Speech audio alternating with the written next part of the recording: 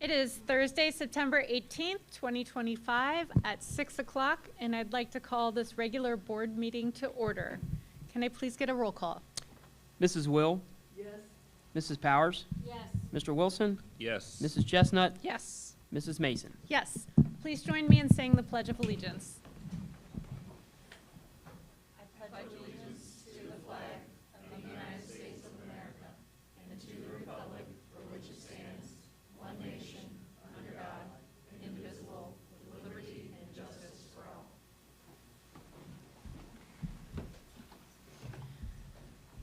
I need a motion to approve the agenda.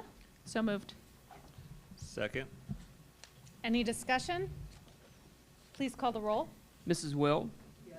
Mrs. Powers? Yes. Mr. Wilson? Yes. Mrs. Chestnut? Yes. Mrs. Mason? Yes. Now I need a motion to approve the minutes of the regular board meeting held on August 21st, 2025. Second. Please call the roll. Mrs. Will? Yes. Mrs. Powers? Yes. Mr. Wilson? Yes. Mrs. Chestnut? Yes. Mrs. Mason? Yes. Now I need a motion to approve the minutes of the special board meeting held on September 11th, 2025. So moved. Second. Please call the roll. Mrs. Will? Yes. Mrs. Powers? Yes. Mr. Wilson? Yes. Mrs. Chestnut? Yes. Mrs. Mason? Yes. And now I'd like to hand the microphone over to Josh Kaufman.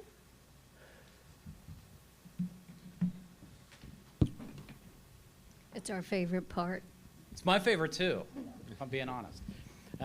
Really appreciate the opportunity to again this year celebrate the arts in the district. I'm going to invite our fine arts celebrated distinguished students, recognized students this month from Milford High School to please come on up.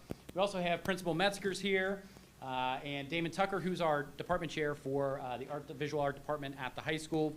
We have some really incredible work from our student artists this year, and it's always a challenge when we do the first month because if you think about it, we're like 6 weeks in. So when you look behind me and you see this artwork these students are producing, it's really pretty darn incredible. And I think we have just about everybody here. We might be missing one. But as I call your name, I've got a pin for you. This is the custom pin that only our featured artists get. And we'll recognize your work. So first I'm going to recognize Nate Samples. Nate has the duck photography on the end. Come on up, Nate.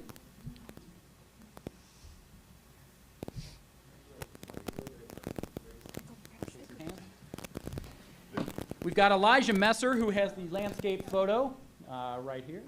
Elijah. Great job. Delaney Glenn, who you will most frequently see on the sidelines of Milford athletic events. Delaney's got the lacrosse photo right here. Congratulations. Karina Cullen, I don't think made it tonight. She's got the abstract diner photo right here. No, that's the art class. Great job. The abstract drawing right there. We've got Logan Hallinan, who has the other abstract right here. Logan, congratulations. Well done. Well done. We've got Jack Kramer, who has the graphic design Spider-Man right here. Jack, congratulations. Well done. We've got Savannah Jacobs, who has the shark sculpture right here in front of us. And Savannah was not able to make it tonight. And then I've got Chloe Call, who has the graphic design for Little Shop of Horrors. And I'm going to ask Chloe to sit here for a minute. I'm going to put her on the spot a little bit before she gets a chance to shake some hands. So, Steve, if you would advance the next slide. Actually, would you go ahead one more? We've got Six the Musical coming up. And Chloe's one of our Fine Arts Department interns this year. I'm going to embarrass you a little bit. Fine. And you talk about multi-talented. So Chloe's being recognized tonight as a featured artist. I don't pick those. The art department does. But honestly, incredible art as recognized by her teachers. Chloe designed the poster for Six the Musical, so that is all her original artwork. And Chloe is one of the 6 in 6, October 17th and 18th. Tickets are on sale now. So I just wanted to kind of celebrate and highlight how well-rounded Chloe is as an artist in so many ways. So congratulations. Yep. If you want to shake some hands, and then I'll talk about some other art things. But what doesn't she do is right? Pretty exceptional. So as I mentioned, Six is coming up. Get your tickets early. It's going to be really incredible. If you are unfamiliar with Six, it is essentially the story of Henry VIII's 6 ex-wives, all trying to tell the story about why Henry VIII loved them the most. And it is a combination of kind of a Broadway show and a rock concert. It's going to be incredible. For the first time ever, we have a rotating stage. It's going to be awesome. It's going to be just awesome. Steve, if you would go back one, that would be great. Yesterday, we had Anthony Trachek King, who is one of the greatest choir directors in the world. I mean, honestly, Google his name and you'll see the groups that he that he's connected with. Boches 8, the Handel and Hayden choir. Absolutely incredible talent. He was passing through town, and Mrs. Schott, our choir director, through some mutual connections, reached out and said, hey, would you come to Milford High School? And he did last spring, and he enjoyed working with our students so much he came back yesterday to work with them again. So that's a really, really cool thing. Steve, if you'll jump ahead too. Also want to invite the community to a really special event next Friday night in Eagle Stadium. We're kicking off our celebration of 100 years of Milford Band. It's open to the community. We're also really, really pushing. We want as many alumni to come back and be a part of that as possible. So if you know any Milford Band alumni, please, please come back. If you are a Milford Band alumni, our band boosters are going to provide dinner, and it'll be a preview of The Cutting Edge, the show this year, which is based on the music from Sweeney Todd. And then finally, I know we've talked about this before, but it's bears repeating. Last week, Brandon Ditkin was recognized as one of 30 educators in the entire country, one of only 15 outside of the Nashville area, as a CMA Foundation National Music Teacher of Excellence. So a few photos from the night. They had a red carpet. Brandon was able to walk. We got to sit at a table with Ryan and Rory, upcoming BMG recording artist, and they were just incredible. It was really, you know, a lot of organizations. I had a chance to talk to the president of the CMA Foundation, and she said, how was the event? And I said, a lot of organizations will say they appreciate teachers, right? And we appreciate those things, don't get me wrong. They'll give, you know, here's a few free tickets to a Reds game, or here's 10% off discount when you shop. The CMA Foundation made those 30 teachers feel like they were Hollywood celebrities from the moment they arrived in Nashville until the moment they left. It was an all expenses paid experience. Brandon got to stay at the Omni Hotel. They had dinner out. They had they absolutely treated them like rock stars, as they should. But it was really neat to see. So we are so fortunate. I'm so proud of Brandon and so thrilled to work alongside him and have him work with our band students. To have one of 15 outside the Nashville area Music Teachers of Excellence is really pretty darn incredible. So just wanted to recognize that again. Thank you as always for opportunities to celebrate the arts. Thank you so much.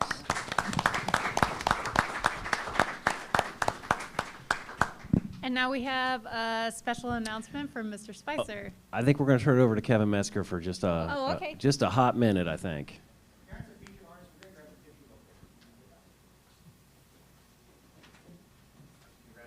to our students that are being recognized tonight. It's always nice to see the wonderful artwork that they do produce. Once again, congratulations to the students that are being presented tonight. The artwork is amazing, especially when they hang it in the hallways. When we do the art show second semester, you guys have been there. They transform the cafeteria. It's truly phenomenal what our arts department is doing on a daily basis with kids, between throwing with ceramics and drawing and painting and sculpture, just being in one of those classrooms and just to hear the silence of just focus and determination, especially for those that may struggle a little bit with the arts but are giving it the good old high school try, is awesome. I love jumping in those classrooms and getting to share those experiences with those kiddos. So President Mason, members of the board, Superintendent Spicer, Mr. Ackerman, Treasurer, I was invited here tonight to give a brief update on the ongoings at Milford High School with the intention of giving a more in-depth update later on in the year once we establish more data. We still are early on. You know, we're about to finish our 5th week. You know, interim reports have gone out. Academics are active. And I wanted to give some of the highlights of the positive things that are happening in our school. So at the beginning of the year, I shared with you guys one of the big school culture aspects that we are trying to approach. And I framed it in a theme, and it's called Proud History, Bold Future. We have a lot of things to offer at Milford Schools, and we've shown a lot of growth, and we're going to continue to show a lot of growth. But we also have to embrace some of the wonderful traditions that we have had in the past. When I approached this with the staff, we talked about proud history right at our beginning staff meeting, and I gave the opportunity for staff to share what proud history was to them. And we heard from a multitude, some of our veterans, some of our newer people, and it was really just an culminating conversation to start the school year off in a positive way. And my approach for that was, if we can have a positive school culture, our students are ultimately going to affect from that in a positive way. if we can embrace some of the wonderful things that we've done in the past, for example, the class of 1975 that Mr. Zupka invited to our athletic events, or some of the more recent ones, if we talk about Milford Foundation and our honorees, one person that's near and dear to my heart, Mr. Wilson's getting recognized this year as his former math student and teacher in the building. It's just an amazing experience to see him being honored and us to embrace that proud history.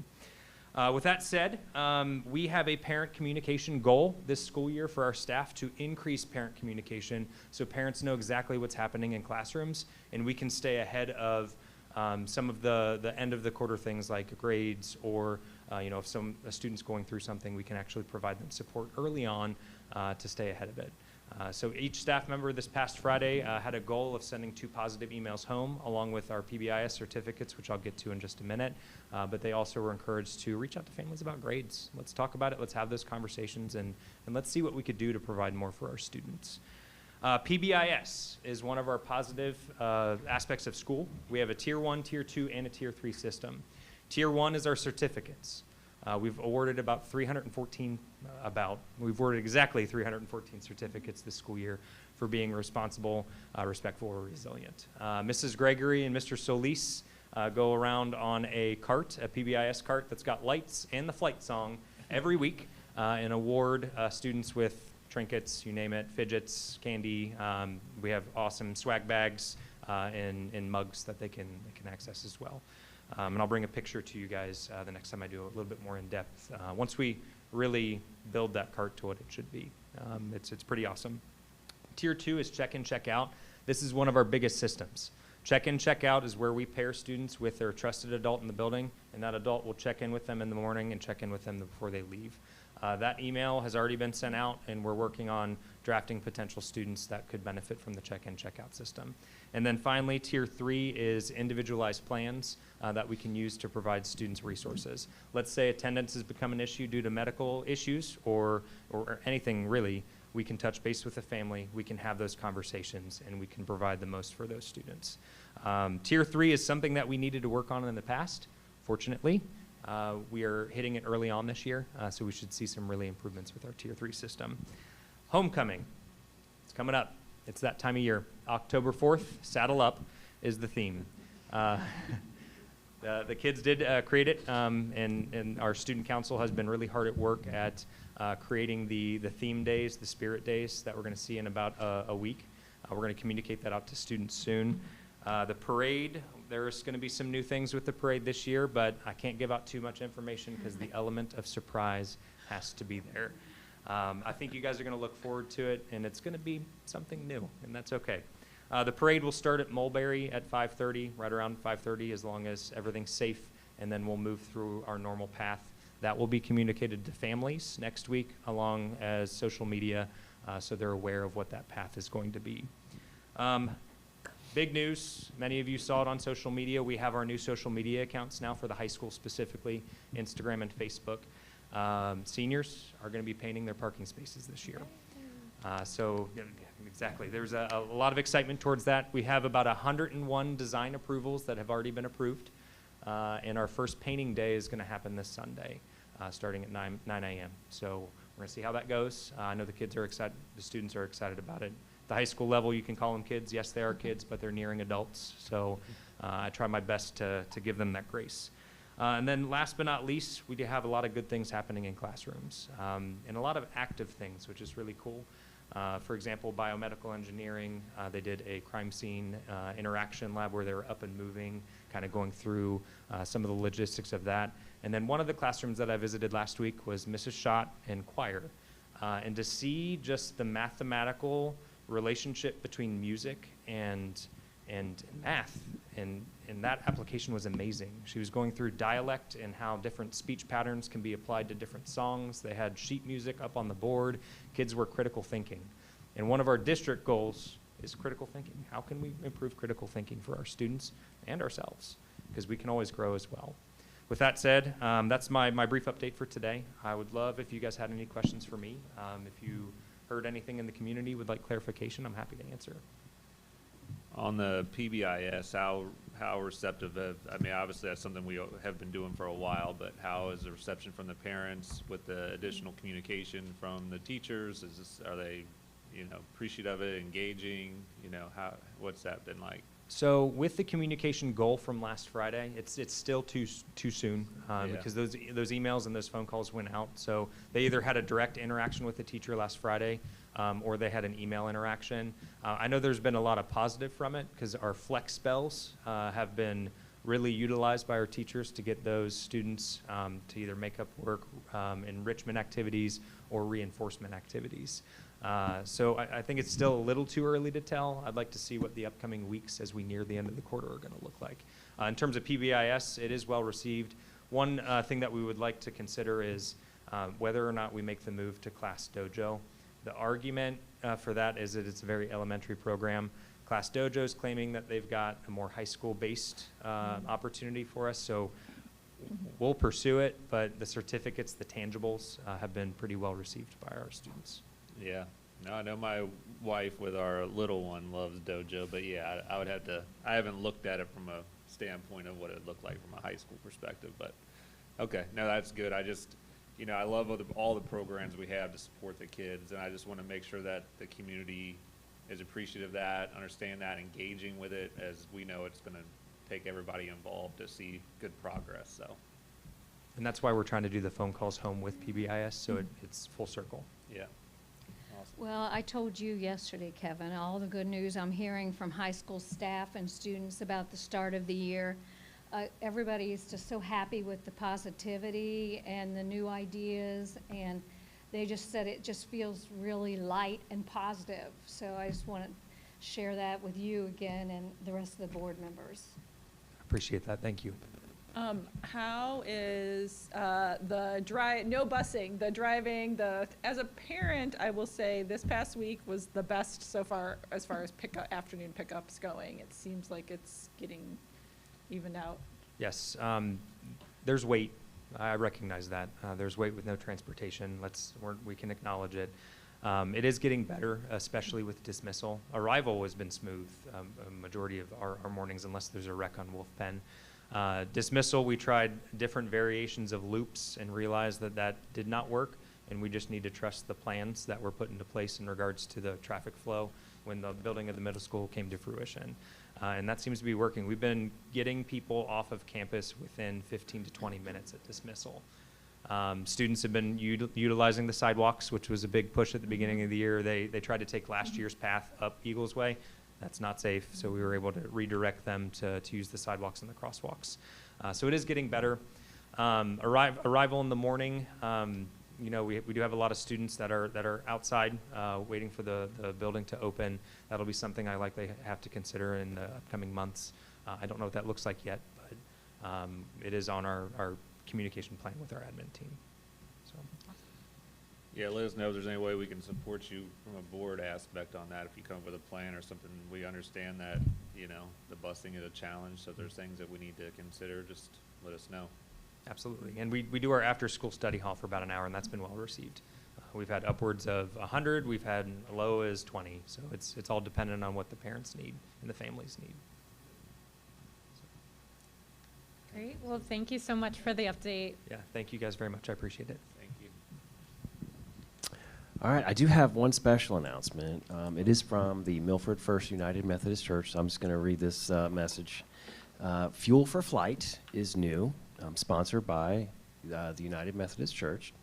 It's created to step into the gap that's been left from Feed Our Flock, which was a vital partner in our community, and they provided weekend food bags for students in need across the Milford School District. Beginning this school year, child-friendly, shelf-stable food bags each weekend will cover all 9 of our schools, so that no student has to return on Monday hungry and they're ready for learning.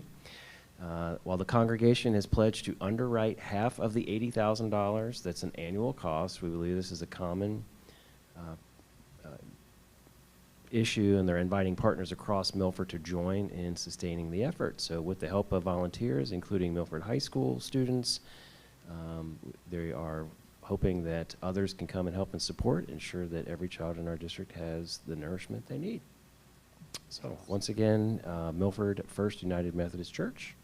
And Uh, if people want to donate, will They- Parker be able they- to send something out? They can go down to, right now, they're hoping to get their own page going, but right now, they can go to the church and scroll down under Okay. giving opportunities, and one of them says Fuel for Flight. Okay.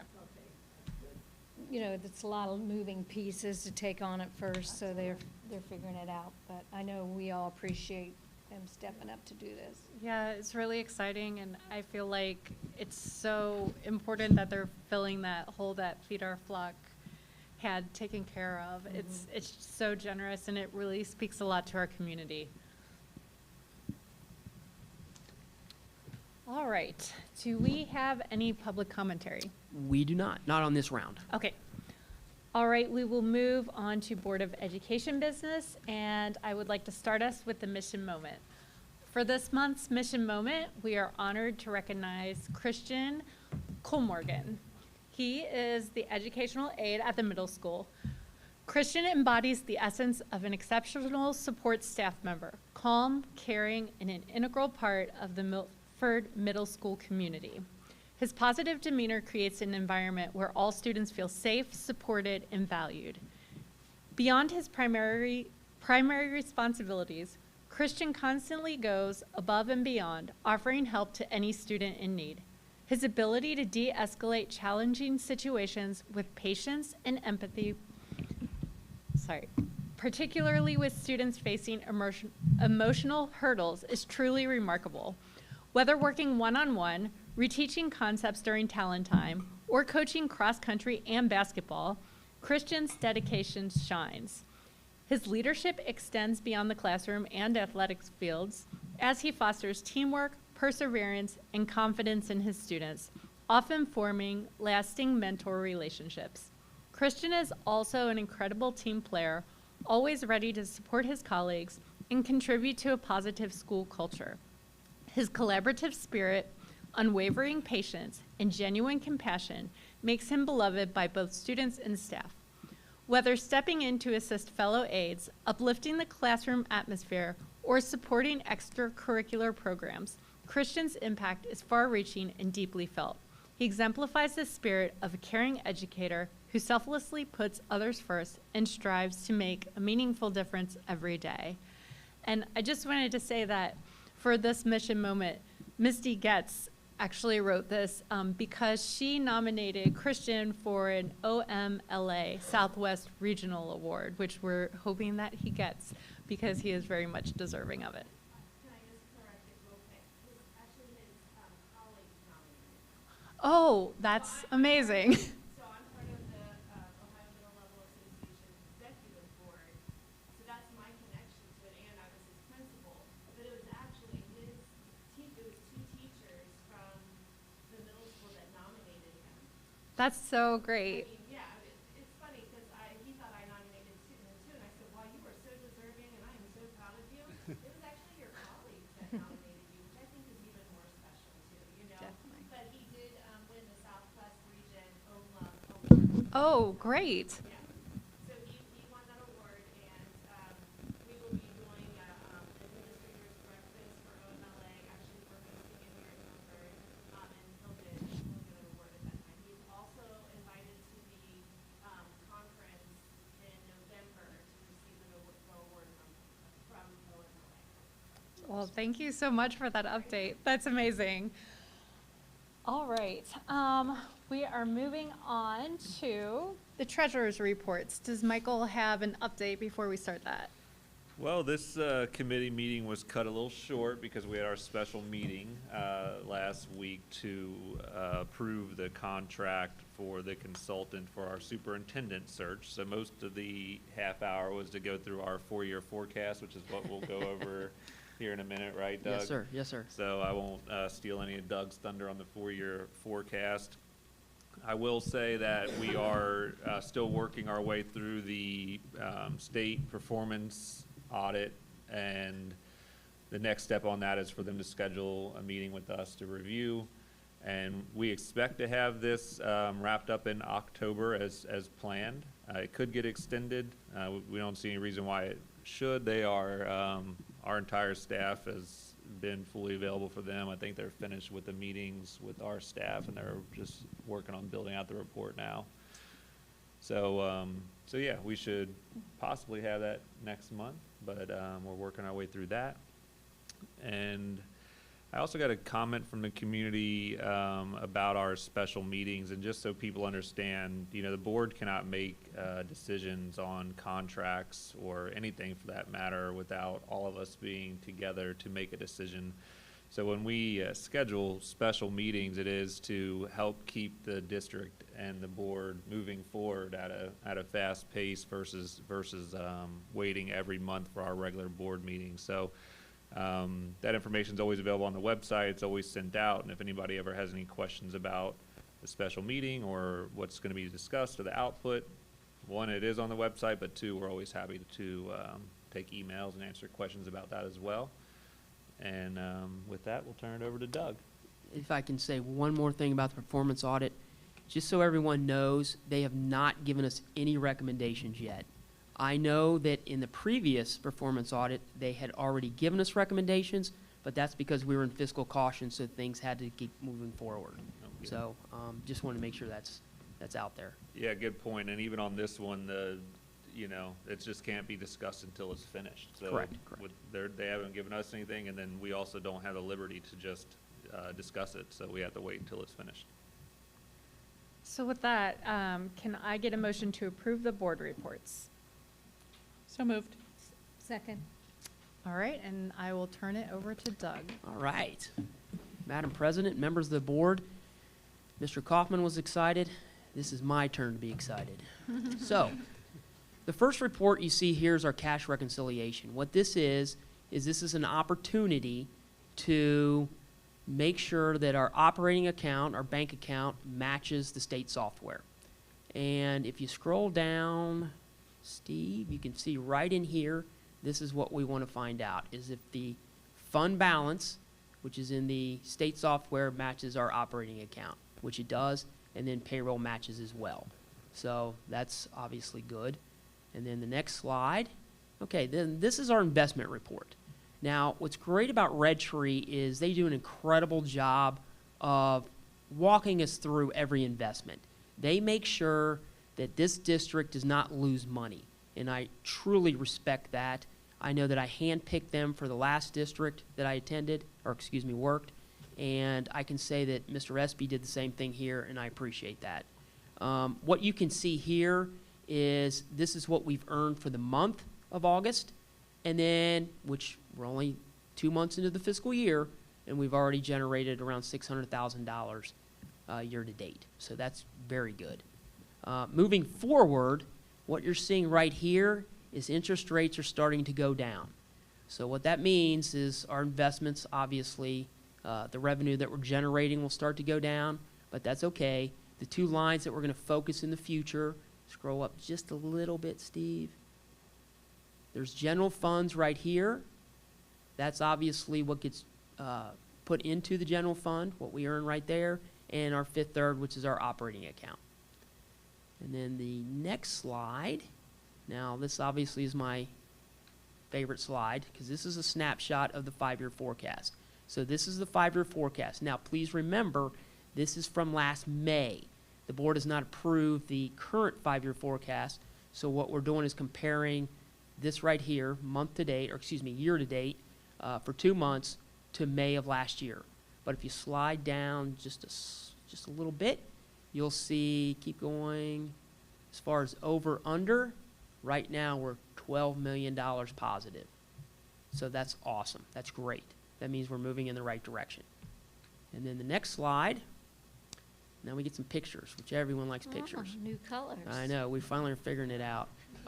We have a problem, and we need these art students back in here because as we find out that, at least in the treasurer's department, our weakest link is art, so graphic design. But what we are finding out is when you look at our state revenue, it has, or excuse me, local revenue, that has gone up. And then you'll see our state revenue is down a little bit from last year, but it is up slightly from 2 years ago. So we're looking at fiscal year 24, 25, 26. And then as far as all other revenue, yes, there's a big jump right there. but to be honest, that's because we received our property tax settlement. And then the next slide is our expenditures. So you will see that salary and benefits are down. So they're up slightly from 24, but they're down from last year. So that's good. Purchase services are up from last year, but they're also down from the previous year. Now, please remember here that we changed state software from one application to another application, so things were not necessarily paid at the beginning of last fiscal year. So that's why the jump looks so high right there. But as you can see from 2 years ago, it is down. And then all other expenditures are up slightly from last year, but down from the previous year. Most of that is because we are paying things ahead right now. Different things that the board approved last year for curriculum and some computers, some software. And I would say the bad thing is our property casualty liability insurance went up, but I think it's going up for everyone, so there we go. And then the next slide is, okay, so we discussed, or I should say we had to discuss, because part of the House Bill 96, the biennium budget, is we now have to track our administrative expenditures. At the end of fiscal year 25, we ended the year at 12.91%. So right now we're looking at 18.23%, but please remember that's only 2 months into the fiscal year. If you look at the 2 previous years, you'll see that it's around 16%. So we're on track. What's important is that we have to monitor this each month, and 6 months into the fiscal year, we'll have a really good idea of do we need to do something to meet or be compliant with House Bill 96. And then the next slide, this is something a little new that I thought I'd show everyone. What this is this is showing our 5-year forecast, again from May, and it's, if you slide up just a little bit, it's showing right there. So if you go back to that SM1 report, the one I like, you'll see the same number showing that we have a negative spend, or excuse me, negative spending,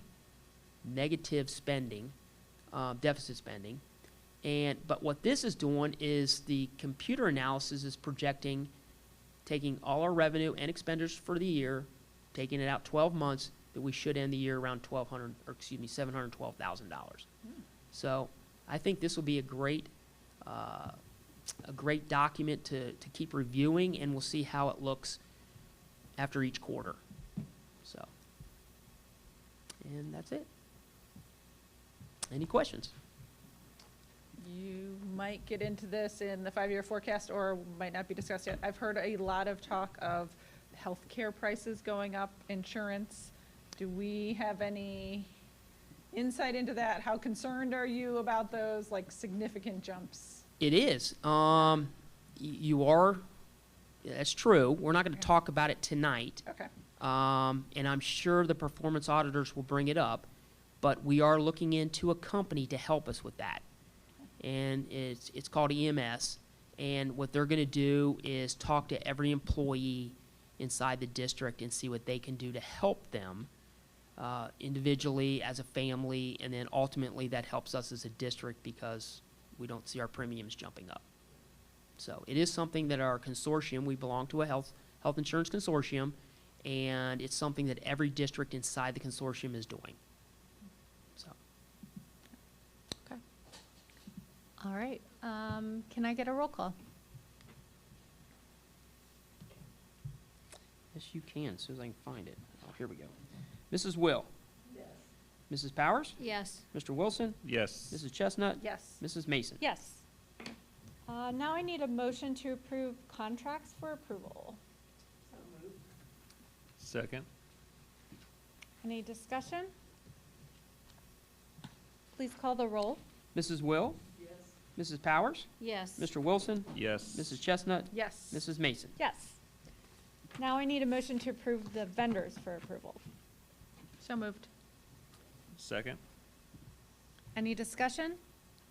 Looks like we're getting caught up on all the vendors, right? We are. Smaller list. Yes. Okay, that's all I had to say. Please call the roll. Mrs. Will? Yes. Mrs. Powers? Yes. Mr. Wilson? Yes. Mrs. Chestnut? Yes. Mrs. Mason? Yes. Now I need a motion to approve the donations. Second. Any discussion? For me, just thanks as always to our athletic boosters, and we have some donations coming in from the MBA, and of course, Eric Zamudio, and then we have several individuals who gave us many different musical instruments. So thank you to all of you, because we always appreciate donations. Can I get a roll call? Mrs. Will? Yes. Mrs. Powers? Yes. Mr. Wilson? Yes. Mrs. Chestnut? Yes. Mrs. Mason? Yes. Now I need a motion to approve the appropriations. So moved. Second. Doug, can you just tell us? I sure can. Okay, each year, we're required by law to start the year, which is in July, so within 30 days, we have to ask you to pass the temporary appropriations so that we can spend money in order to conduct business. Within 90 days of the fiscal year, you have to create the budgetary appropriations. And then by the end of the year, you amend these appropriations. So these are the limits of which we can spend money according to your approval. Great, any questions? Please call the roll. Mrs. Will? Yes. Mrs. Powers? Yes. Mr. Wilson? Yes. Mrs. Chestnut? Yes. Mrs. Mason? Yes. Now I need a motion to approve the 5-year forecast. So moved. Second. Mr. Ackerman? All right, here we go. This is exciting. Now, this is exciting. All right, so before we really dive into the 5-year forecast, if we could go one slide up, Steve.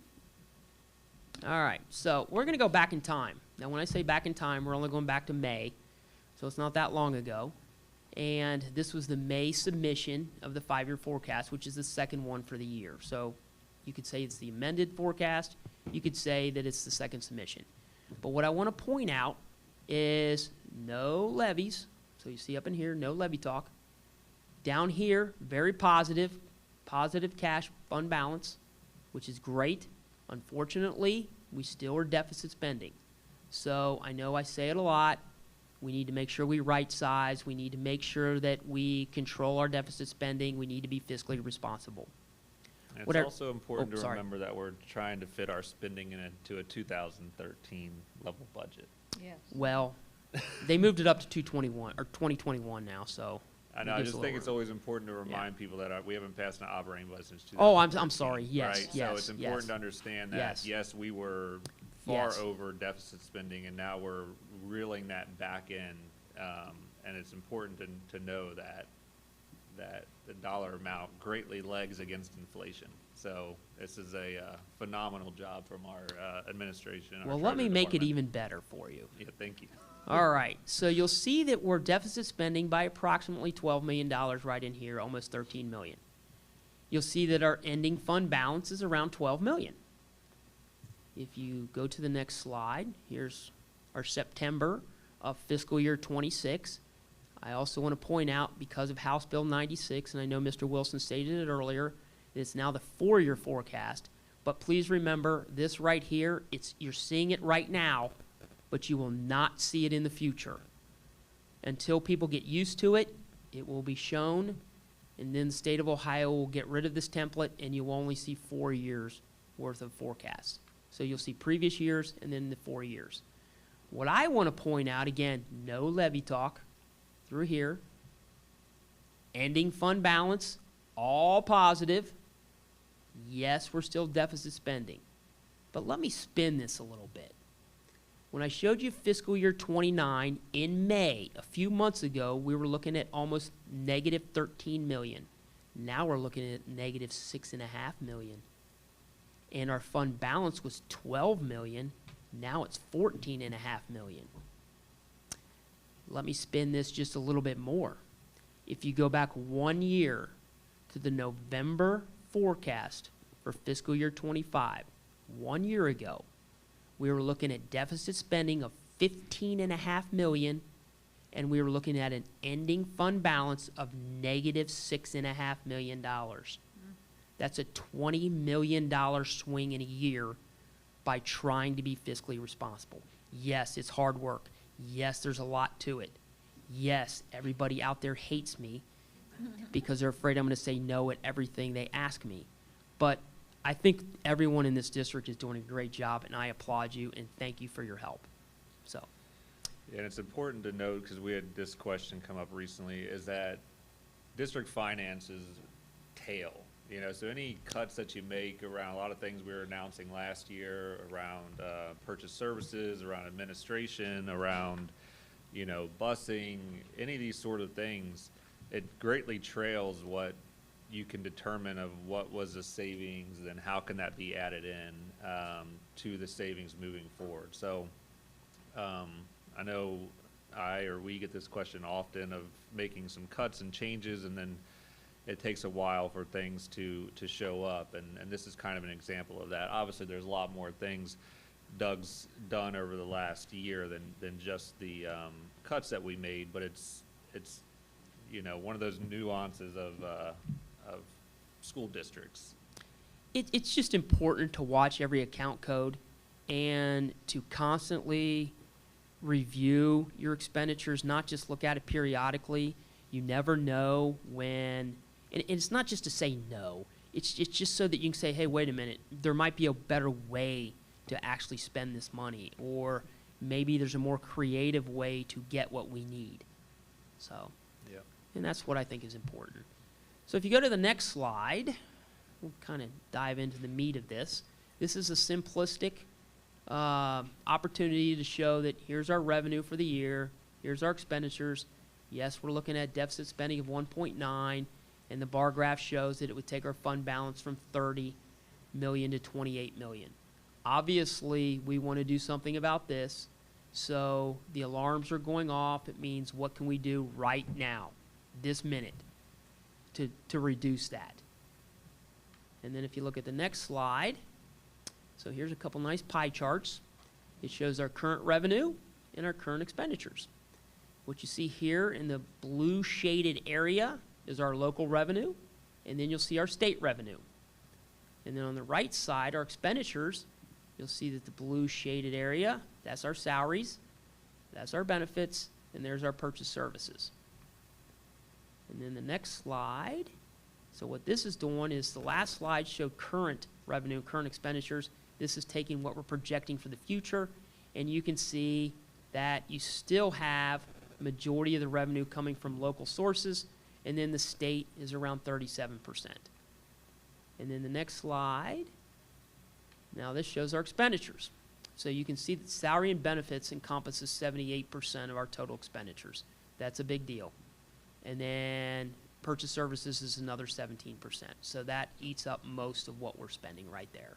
So when we start targeting things, you target from the smaller areas first because you control them. Obviously, we're here to educate kids, so this is not something we dive into it right away. But it is obviously on the radar. And then the next slide. All right, so here's our cash on hand. Now, this is an important slide. We have a 90-day cash reserve policy. So you can see all the way through fiscal year 28, we're doing a good job. Yes, we're close right there. That means by fiscal year 29, the alarms are going off. But because, like Mr. Wilson said, money compounds over time, you start working on it now to take care of this problem here. And then the next slide. All right. So here's our enrollment. You first glance at this, you're like, oh my goodness, what did we do wrong? We didn't do anything wrong. We peaked in fiscal year 22. We peaked before the Fair School Funding Plan started. The Fair School Funding Plan took away all our resident students that currently leave us and are open enrolled in other school districts or attend charter schools. Resident students used to be counted as part of our ADM right in here. We lost those students, we took a big hit. Then you throw in vouchers for non-pubs, which is your parochial schools. All of a sudden you take another hit.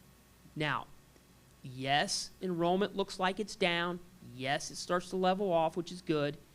Yes, we have to think of this as like customers. How do we get them back in the door? And we will. The positive side of this, what you don't see, is these resident students were outsourced. So we still had to pay for them, even though we got credit for them. When the Fair School Funding Plan started, these school districts got paid directly, so we do not have to pay for them. So what you see, what doesn't look as good here, does look good as far as purchase services because those expenditures went down. And then the next slide, we're going to end on something positive, which this whole 5-year forecast is positive, if I'm not saying that correctly. If you look right here, this is our state revenue, or excuse me, our residential property taxes. So when you look right here, of the 35% that we receive in our residential property taxes, it only costs the district $85 per student to educate that child. I think that says a lot right there. I think we're getting a lot for our money. So, any questions? Nope. All right. I think you're doing an awesome job, Doug. Thank you. A pleasure.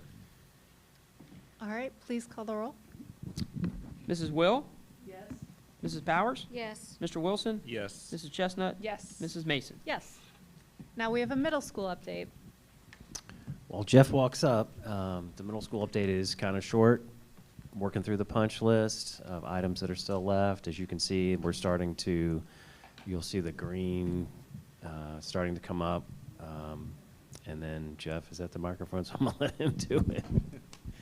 As Mr. Spicer said, it's not a huge update, certainly not sexy updates. We're doing a punch list, getting things cleaned up. We did, since the last board meeting, got our east parking lot is open. They're working on the new tennis court parking lot that they're putting in. Still trying to get some information out of the county as far as the road widening and traffic light. They're stuck on utility relocation, so they don't. We don't have a whole lot of information on what that looks like because they're waiting on some of the utility relocations. But things are looking good. I spend most of my days over at the middle school dealing with some of the contractors, making sure teachers and administrators don't have any issues. We did have a health department re-inspection today, and everything went great. So things are looking good. Sometimes I get frustrated that things aren't getting checked off the list as fast as they should, but I talk to Todd pretty much on a daily basis. Is there anything that's impacting students' education? And Todd's like, no, we're good. You know, again, we still have some things to finish up, but nothing that hasn't been finished up yet is impacting, you know, anything that teachers need to do in the classroom. So we're getting close. We've talked pretty much every week for the last month or so. Our goal is to have this project closed out by the end of the calendar year. So that's our goal, and that's what we're working towards, and I think we're going to get there. So we're working on, a lot of it's the back end closeout information that we're working with OFCC and Conger to get taken care of, getting O&M manuals, getting owner trainings, obviously, like I said, finishing punch lists. So we're getting there. What does that closeout process look like, Jeff? Like just when the punch list is done? I mean, if it was to go past into the year, they're still going to finish stuff up. What does a closeout look like to make sure things aren't Closeout's a lot of left on paperwork, us? to be honest Okay. with you. It's working through. So there's a software program called Oak CI that OFCC uses. We've got to close out the Conger needs to close out the subcontracts. Obviously, there's final payment, there's retainage that needs to be paid out. We need to get O&M manuals from, and I've got a lot of them already. They've kind of pre-sent them to me, particularly on the MEP items. So we've got that information. Obviously, like I said, punch list, but at the end of the day, a lot of it is kind of closing out contracts and getting final payment made, and a lot of it's just paperwork that goes through Oaks with OFCC. Gotcha. Okay. Sounds good. Just so people are well aware, when the project was 50% completed, we had to take 100% of the retainage and put it into a special account. So they actually, Conger does not receive the money until Jeff's finished closing. Right. That's very I will tell you, so we did the 4-pack in 2001 and 2, if I'm not mistaken, 2002 and 3, I'm not, right around there. I started here in November of 2009, and about 6 months into my tenure working for Milford School District, we closed out the 4-pack. So it can be challenging, and I wasn't here when we built those schools. I know, I've heard some stories, but to close out a project 4 months after moving into the building is a challenge. Yeah. And I'm hopeful that we'll get there. If we don't, we're going to get close. But getting that project closed out and moved on, and everybody moves on, it really is a big deal that you see on the back end. Not so much. It's great to have the ribbon cutting and the kids are in the building, and it's fantastic. But there's still a lot of stuff that needs to be done to truly close out the project. Yeah, those details are very important. I know from software installations and stuff, punch lists can keep getting things added to them and things like that. So that's why I asked the question of how it's going and what it takes to close it out, to make sure, because it is important for everybody to stay dedicated to wrapping it up even after the ribbon cutting's done. I mean, I'll give you an example. We've got Conger did it on their own. They put sod in front of that in the front of the middle school at a cost of about $30,000. Wow, that's great. We have gone through, I mean, there's still more to come. Obviously, the field that's going in right now still needs to get hydroseeded, but the back side of the building, the west side of the building, around Eagles Way, we've hydroseeded that in recent days. For 3 weeks, and will probably occur for another 2 weeks, we've got 2 laborers who, I mean, we've got some sprinklers that are set up there on timers, but we've got a couple of laborers out there literally watering that sod and that hydroseeding so that we can try to get grass to grow as best as we can, because none of that is sprinkled. Yeah. So, trying to get that grass to grow, and you guys look at the weather, isn't it raining in like 10 weeks, more than a day or two. And there's not a whole lot, maybe a little bit next week, but trying to get that seeded, it's a lot of square footage to try to water, but, and Conger's not charging us for that. Yeah. Talk about the saying, watching grass grow, right? It's Yeah. out there. Yeah. No, they're Exactly. So dedicated. that's part of, kind of the loose ends and everything, trying to get it finished up and done right so that, we're not spending thousands of dollars. I mean, we're going to have to don't get me wrong, we're going to have to overseed that in the spring. We're probably going to do it again next fall, fall of 26, to make sure we get a good stand of grass growing. But that grass is not sprinkled. And Yeah. we don't have an irrigation system out there, and anybody's tried to grow grass in their yard, if you don't get water on it, it's not going to grow. So they've been, again, moving sprinklers and literally just standing out there with a hose trying to keep water on it, so that we're not, that money's not like, good Yeah. money after bad, if you will, to try to keep grass growing. So that's just a small example of, trying to close out things, get things finished up and done the right way. Yeah. No, everybody's dedication to that project and finishing up has been really nice to see. And no more Mount Milford. Nope. I think I stood here 2 years ago and said, it's just topsoil, it's going to go away. All right. All right, thank you. Thank you, Jeff. And now we're moving on to policy.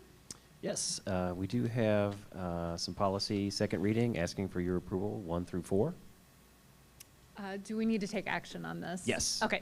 Can I get a motion to approve the policies?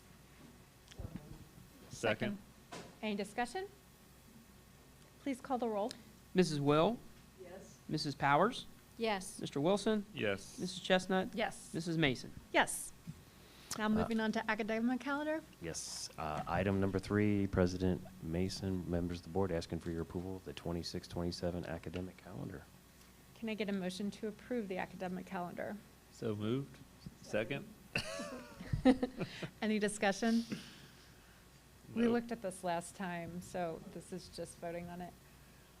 I know Parker's put a lot of work into it, and I trust his work is good. Yay. All right, please call the roll.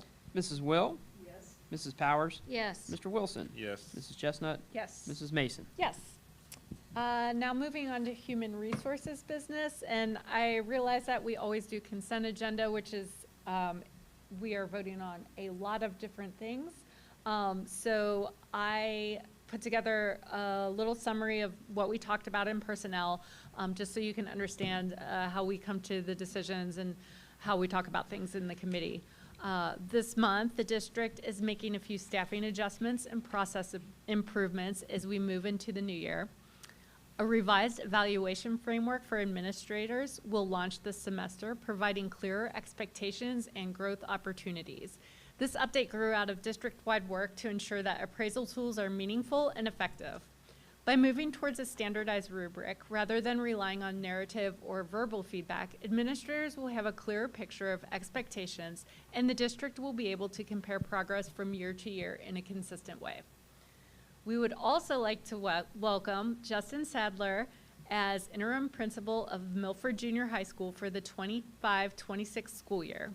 Justin, who previously served as teacher on assignment at McCormick Elementary, will provide leadership continuity in this one-year role while the district continues to assess long-term needs. Several teachers are advancing on the salary schedule as they complete additional coursework, with many reaching the Master's Plus 50 level, which is the highest level of professional advancement in our district. It's a point of pride for our district to have so many highly educated and committed professionals in our classrooms. At the central office, we are excited to once again have a receptionist after several months without one. This transition also allows us to begin important cross-training and add new responsibilities to better serve families and staff across payroll, registration, and front office needs. We will also be approving several supplementals for the year, as well as volunteers to support our band, basketball, and football programs. As always, the district continues to explore cost savings and carefully review staffing data to ensure that we remain right-sized and sustainable for the future. And with that, I would like to have a motion to approve items G1 through 5. So moved. Second? Any discussion? I would just say I worked with Mr. Sadler in the past, and I know he's going to do a great job at the middle school. He was at his first sporting function yesterday. He did a really good job holding up the wall. All right, can I get a roll call? Mrs. Will? Yes. Mrs. Powers? Yes. Mr. Wilson? Yes. Mrs. Chestnut? Yes. Mrs. Mason? Yes. Now moving on to curriculum and instruction business, Emily has an update for us.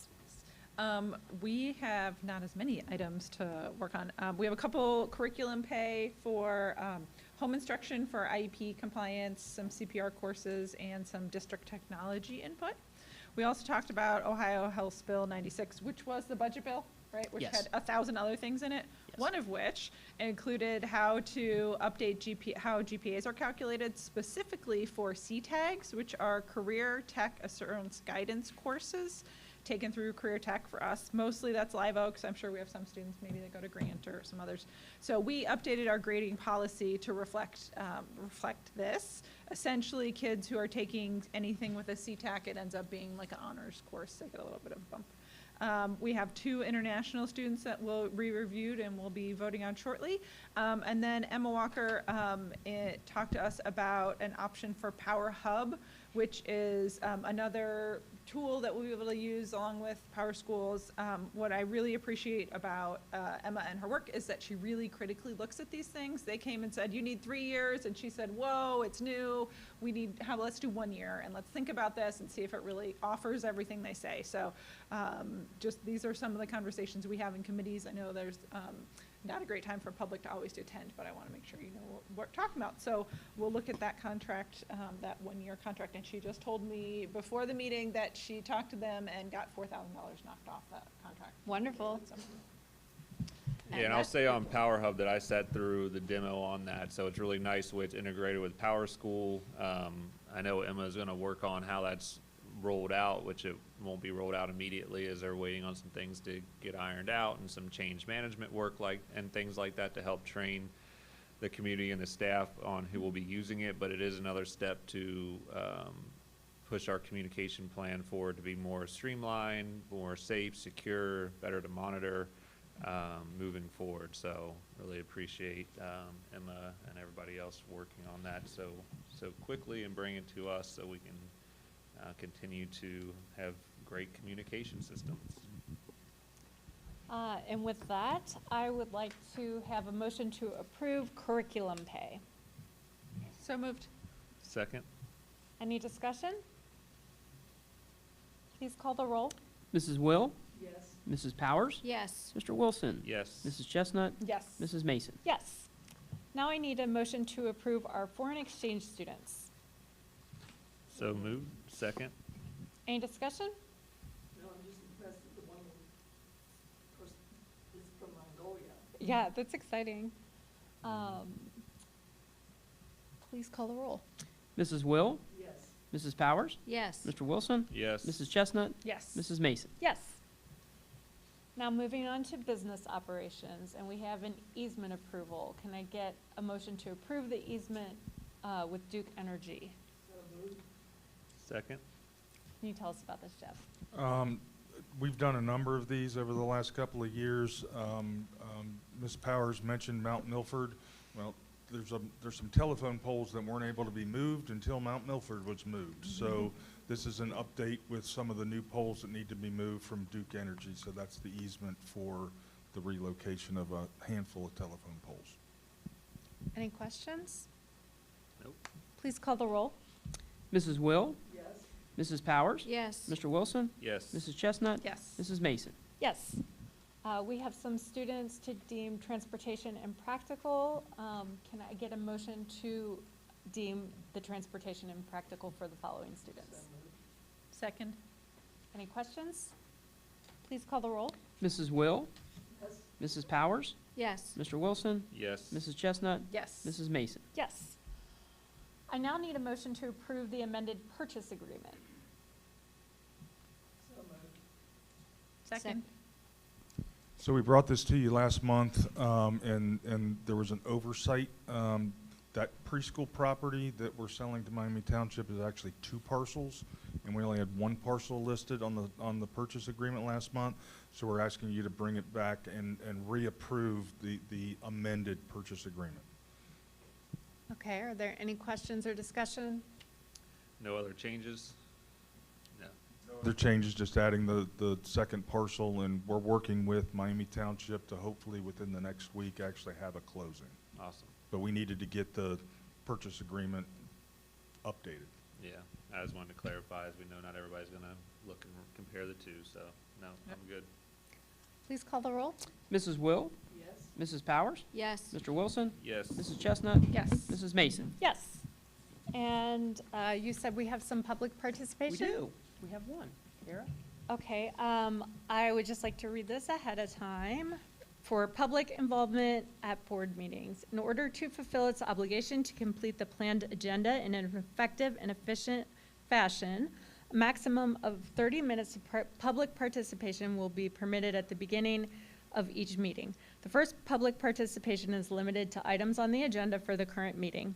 Continued public participation will be scheduled after the business portion of the meeting as needed. The second public participation is open to all matters and will be for a maximum of 30 minutes. Individuals will be permitted 3 minutes to present to the Board of Education.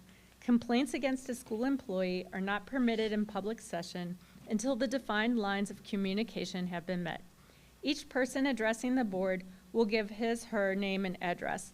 The public participation may be extended by a vote of the majority of the board. Go ahead.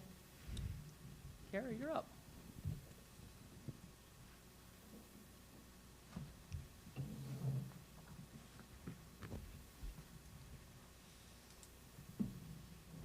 Hi, my name's Kara Zermley, 5756 Mount Vernon Drive. Last week, we were notified that the board did not renew the contract for Milford baseball coach Asif Shah. We were all disappointed. Now my son and a couple of players are running workouts as they have been left without a coach. The season starts in 5 months. Not one player that I've spoken to wanted Shaw gone. This is unfair to the boys and the program. The non-renewal of contract was unjustified. The board took into account one family's complaints of Shaw and from there concluded that he is unfit to be the coach, citing reasons for team drama and a poor team culture. Here's a summary of events quickly. 3 involved parties were spoken to: Asif Shaw, Athletic Director Aaron Zupka, and Milford Athletic Booster President Chris Ham to gain understanding. Senior Avery Faulkner quit the team mid-season last year due to playing time. The Faulkner family shared pictures of athletes at a party with alcohol. The pictures were taken in winter and were shared in late spring prior to the baseball tournament. One baseball player was suspended from games. We feel that the Faulkners were trying to sabotage the baseball tournament. An anonymous source told the board that Asif was using baseball money and equipment that was not authorized by the Milford Athletic Boosters Board. Asif was also accused of accepting bribes from 5-star baseball club families in return for Milford varsity playing time. We feel the anonymous source again was the Faulkner family, and the 5-star family was most likely us, as our son Quinn was playing the position that Avery wanted. An investigation was opened in May, and the Milford Athletic Boosters cleared Asif of using unauthorized money. The board member that one of the board members that voted on this was Michael Wilson. Ironically, Mr. Wilson is the stepfather of Avery Faulkner's longtime girlfriend. The evening that we were notified of Shaw's departure, Dustin Faulkner, Avery's father, was at the baseball field taking pictures of our dugouts and the baseball equipment. Avery is now in college, and the Faulkners have no involvement with baseball, so he really shouldn't have been there. The board didn't interview any baseball players or members or family members in the investigation process. The board took the complaints of a disgruntled player and family and formed their opinion of Shaw. Asif put us all into the betterment of our baseball program and our players, and the board didn't take any of that into account, or maybe didn't even know. Both of my boys have sat the bench in high school sports. We would never go to the board as parents to get a coach fired for this reason. This is part of learning and a part of life. It's hard to watch as a parent, but parents have no rights to overstep and get someone fired due to playing time, just as the board has no right. I'm asking the board to revamp its process of investigating complaints. Athletic complaints should not be a school board issue. There should be an athletic board specially designed for this, to investigate and vote during these types of situations. The coaches need protection.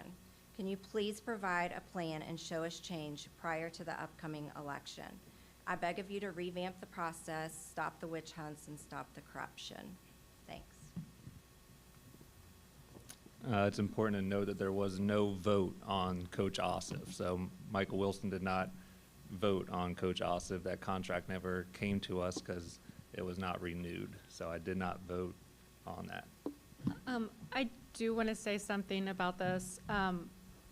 I want you to know that we do take your concerns seriously, and we do give consideration to feedback that we hear from all parents. I recognize that decisions about coaches affect not only athletes, but families and also the wider community. As school board members, we have to take concerns about our staff seriously, particularly when they involve student well-being and alignment with our district policy and athletic handbooks. So you're correct that under normal circumstances, coaching decisions are handled by the athletic department. In this case, we did have a family bring forward a complaint that was submitted under policy KLD, which is public complaints about district personnel. This policy that we have is required under Ohio Revised Code, and as school board members, we're required to follow the law. The complaint was first brought to the superintendent and then elevated to the board, and I understand that it may appear that one complaint drove this outcome, but I want to be clear that the nature of the concerns required careful review and couldn't be ignored. Because this involves personnel, we can't share specific details, but I can say that our decision was informed by our responsibility to ensure that students have a safe and constructive environment. At the same time, we recognize that the process of how complaints are raised and handled can be improved. We're working with our new human resources director and our athletic director to strengthen the way that parent concerns are addressed so that issues are handled consistently, fairly and at the right level from the start. Our priority remains supporting Milford student athletes with positive growth-centered experiences in athletics. Sport should help our students build character, resilience, and community, and we want to continue working towards strengthening that culture across all programs.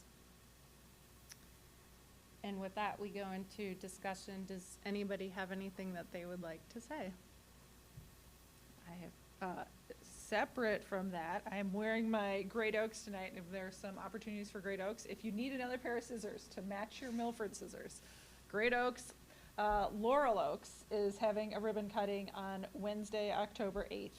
So if anyone wants to drive on up to Wilmington, you can get another pair of scissors, make the drive worth it. But they're opening some new facilities there specific to alternative electric vehicles.